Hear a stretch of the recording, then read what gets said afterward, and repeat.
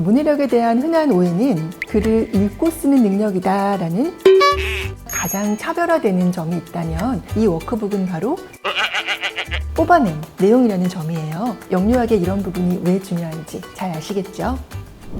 안녕하세요. 저는 서울대 아동가족학과의 교수 최나야라고 합니다. 어린이의 언어와 인지를 연구하고 있고요. 학부생들 지도하는 것 이외에도 대학원에서 아동 언어 인지 연구실을 이끌면서 20명이 넘는 연구원들과 함께 활발한 연구를 하고 있습니다. 이번 웅진 끼리코 시리즈 작업에는 그중에 11명이 참여했어요. 저희에게도 아주 즐거운 연구 작업이었습니다.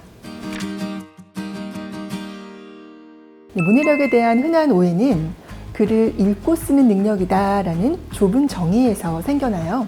하지만 문해력은 더 넓은 의미에서 바라보아야 합니다. 글을 읽고 쓰는 것에서 더 나아가서 우리 듣기와 말하기, 그리고 이런 몸짓 같은 비언어적 언어까지 포함해서 다른 사람과 의사소통을 잘 하는지까지가 포함되어야 합니다. 즉, 문자를 해득하는 것과 문해력은 같은 개념이 아니기 때문에 어린 영유아에게도 문해력은 아주 중요합니다. 오히려 영유아기에 문해력의 기초가 전부 다 자라나요. 초등학교에 들어갈 때, 이때쯤이면 벌써 개인차가 크게 생기기 시작합니다. 현대사회에서 아이들의 문해력은 태어나면서부터 성장한다고 해도 과언이 아닙니다.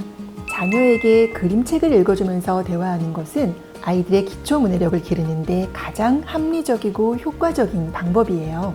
이 기초 문해력 중에 중요한 것을 3가지만 꼽아본다라고 하면 의문론적 인식, 어휘력, 그리고 이야기 이해력입니다. 먼저 의문론적 인식이란 우리 말소리를 처리하고 그 구조를 아는 거고요. 어휘력은 말과 글의 재료가 되는 거죠. 그리고 이야기 이해력은 문해력의 궁극적인 목적이에요. 바로 내용을 이해하는 능력을 말합니다. 네, 아주 우수한 그림책이어야 하겠죠. 문해력을 길러주기에 좋은 그림책은 그림과 글 모두가 질적으로 우수해야 합니다. 먼저 그림의 경우는 아주 작은 부분까지 고심해서 그려서 아이들이 다양하게 해석하며 읽고 시각 문해력을 길러줄 수 있는 그림책이 좋습니다. 또 글의 경우에는 읽어주는 책이기 때문에 우리가 소리내어서 읽어보았을 때 입에 착 붙고 감기게 공들여 쓴 글이 좋습니다. 그러려면 리듬감이 살아있고 아이들이 좋아하는 의성어와 의태어가 풍부하고 또 다양한 말놀이로까지 확장하기에 적절한 글이 담겨 있어야 좋은 그림책입니다. 먼저 우리 아이가 흥미로워하는 책이 가장 좋은 그림책이거든요. 예를 들면 동물, 곤충, 탈 것 이런 식으로 아이마다 좋아하는 주제가 조금씩 다릅니다.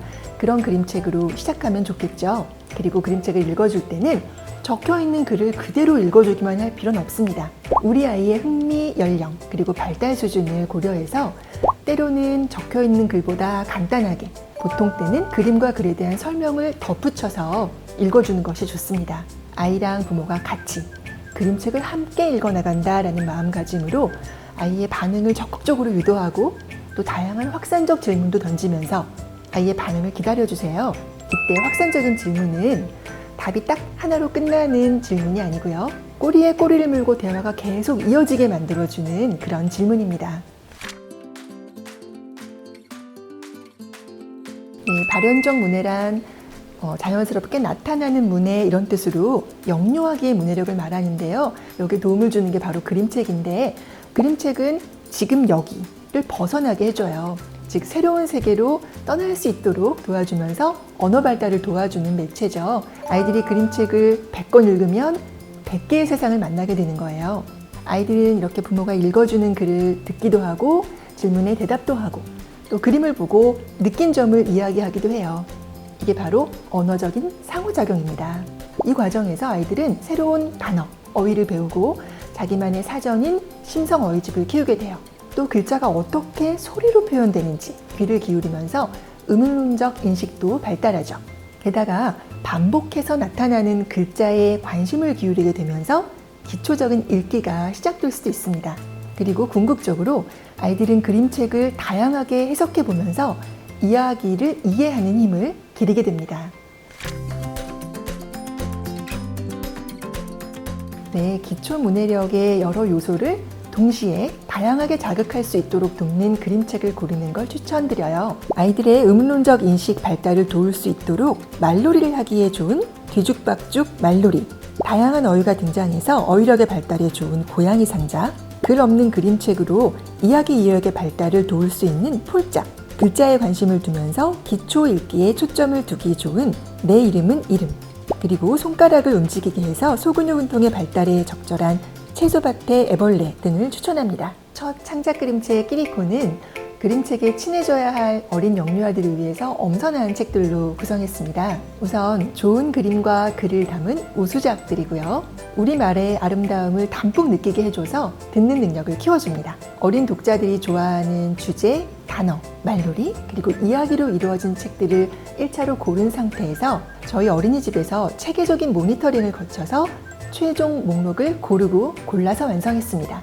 궁극적으로 의문론적 인식, 어휘력, 이해력이 고르게 성장하게 해서 영유아들의 기초 문해력을 탄탄히 다지는 데 도움이 될 시리즈가 만들어졌어요. 부모님이 책을 읽어주시면서 어떻게 언어적 상호작용을 이끌면 될지 구체적인 가이드를 만들었습니다. 독후활동으로 적합한 워크북도 제작했어요. 이렇게 가이드북과 워크북을 통해서 더 풍부한 그림책 시간을 만들어 드릴 거예요. 서울대학교 백학 어린이집에서 만 2세 영아들이 모니터링에 참여했습니다. 영아이다 보니까 당연히 글을 읽지 못하죠. 그림과 색깔을 자유롭게 탐색하는 데 집중을 했습니다. 먼저 표지부터 그림과 색깔을 보고 자유롭게 탐색한 뒤에 그걸 가지고 이야기할 수 있도록 했어요. 또 기분이 어땠을까, 아니면 여긴 누가 있을까, 이렇게 개방형 질문을 던져서 영아들이 자유롭게 생각해보고 이야기하면서 책에 참여할 수 있도록 했습니다. 손가락으로 그림을 따라 그려보거나 또 그림책 속의 한 장면을 선생님, 친구들과 같이 따라해보는 등 내용에 따라서 직접 행동하면서 읽어봤습니다. 이 만이세 영아들이 가장 좋아했던 책 소개해드릴까요? 먼저 섞어는 책을 빙글빙글 돌리면서 즐겁게 읽었습니다. 책의 선명한 색깔 그리고 단순한 조작이 우리 영아들의 눈과 손을 사로잡았던 책이에요. 두 번째, 부릉부릉 자동차가 나오는 부루바비붐. 아이들 모두 이 빨간 자동차가 나오는 책에 매료되었었는데요. 이 빨간 자동차가 가는 길을 손가락으로 따라가면서 함께 읽었습니다. 또 영아들뿐만 아니라 저도 정말 재미있었던 둘이서 짝짝 땅콩. 이 책에서는 귀여운 땅콩 친구들이 나와요. 우리 아이들을 닮은 땅콩의 모습에 공감하면서 아주 재미있게 읽었던 책입니다. 네, 서울대학교 느티나무 어린이집에서는 만 3세와 4세 유아들이 모니터링에 직접 참여했는데요. 먼저 만 3세 유아들은 제목과 표지를 통해 본문을 추측하는 활동을 좋아했습니다.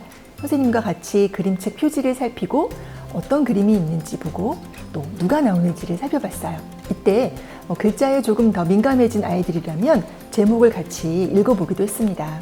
또 읽다가 같이 읽을 수 있는 부분이 나오거든요. 예를 들면 꼭꼭 숨어라 이런 거라든지 1987 이렇게 거꾸로 숫자를 세는 것 같은 부분에서는 글자를 몰라도 같이 소리내어서 따라 읽을 수가 있기 때문에 적극적으로 참여할 수가 있었습니다. 또 책을 읽은 뒤에는 다시 한번 내용을 정리하는 시간을 가졌어요. 처음 그림책을 읽기 전에 표지를 보면서 예측했던 내용이 과연 있었는지 이야기를 나눠보기도 했고요. 또 처음부터 끝까지 다시 한번 책장을 넘겨보면서 그 내용을 되짚어보는, 떠올려보는 그런 활동을 하기도 했습니다. 3세 아이들은 적극적으로 즐겁게 참여할 수 있었던 책 읽기를 좋아했는데요. 먼저 찹쌀떡 도둑과 경찰관은 우리 아이들이 좋아하는 도둑과 경찰 이야기예요. 쫓고 쫓기는 내용, 또 그 중간에 나오는 찹쌀떡의 변신, 이런 내용에 아이들이 아주 깊이 몰입을 했습니다. 다음 숨바꼭질 하자는 수세기, 또 꼭꼭 숨어라처럼 따라하면서 참여할 수 있는 내용이 많아서 좋아했던 책이에요. 마지막으로 부끄럼쟁이 도리스는요, 이 코끼리 도리스가 어디에 숨어 있는지 숨은 그림 찾기처럼 찾아보는 재미가 있었던 책입니다. 네, 4세 반에서는 책 표지를 활용해서 커다랗게 쓰인 제목과 지은이의 이름에까지 집중을 해보았습니다. 이렇게 하면서 책 읽기에 관심과 흥미를 더 가질 수 있도록 유도했어요. 상상하고 공감하면서 읽기에 집중했는데요. 책을 읽다가 다음에 무슨 내용이 나올까라고 유추할 수 있는 장면에서는 잠시 멈춰서 상상해보고 읽도록 유도했습니다. 이때 인물들의 표정이 좀 재밌는 장면이라면 과연 어떤 표정이고 어떤 감정일지 공감해 보도록 하기도 했고요. 이럴 때 어른이 등장인물에 따라서 조금씩 다른 목소리를 내서 입체적으로 캐릭터를 표현해주면 아이들이 이해하는 데 더 도움이 됩니다.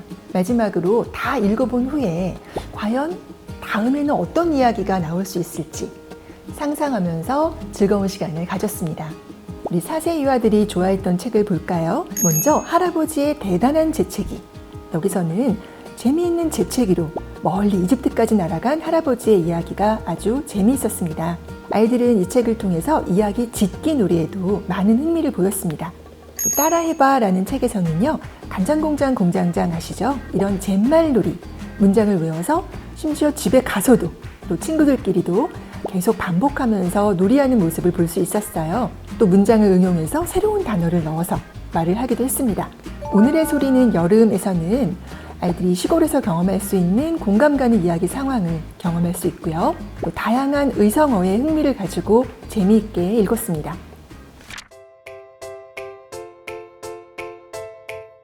첫 창작 그림체의 끼리코는 소근육 운동을 강조한 꼬물꼬물 짝짝 영역, 그리고 이야기 이력을 키워주는 이야기 씨앗을 심어요와 이야기 싹을 틔워요 영역, 의문론적 인식을 강조한 소리야 글자야 놀자 영역, 어휘력을 키워주는 다양한 어휘를 만나요 영역, 이렇게 5가지 영역으로 구성하였습니다. 첫 창작 그림체의 끼리코를 만나는 시기는 글자를 익히기보다 우리말의 소리, 우리 글의 모양에 호기심과 흥미를 느끼고 또 이야기를 이해하며 즐기고 다양한 낱말의 뜻을 탐색하는 것이 중요한 때입니다. 이러한 기초문해력의 핵심 요소인 의문론적 인식, 이야기 이해력, 어휘력, 그리고 소근육 운동을 영역으로 구성해서 유아 독자가 균형 잡힌 문해력을 효과적으로 기를 수 있도록 했습니다. 네, 저희가 가장 심혈을 기울였던 부분이었어요. 왜냐하면 정말 많은 독후 활동을 구성한 후에 그 중에서 또 고르고 골라서 활동들을 엄선했고요. 그것을 다시 수정하는 작업을 거쳤습니다. 여느 학습지와 가장 차별화되는 점이 있다면 이 워크북은 바로 진짜 그림책을 통해서 뽑아낸 내용이라는 점이에요. 그 부분이 중요한 이유는 아이들이 언어를 경험하고 발달시켜 나갈 때 실제성이 중요하기 때문이거든요.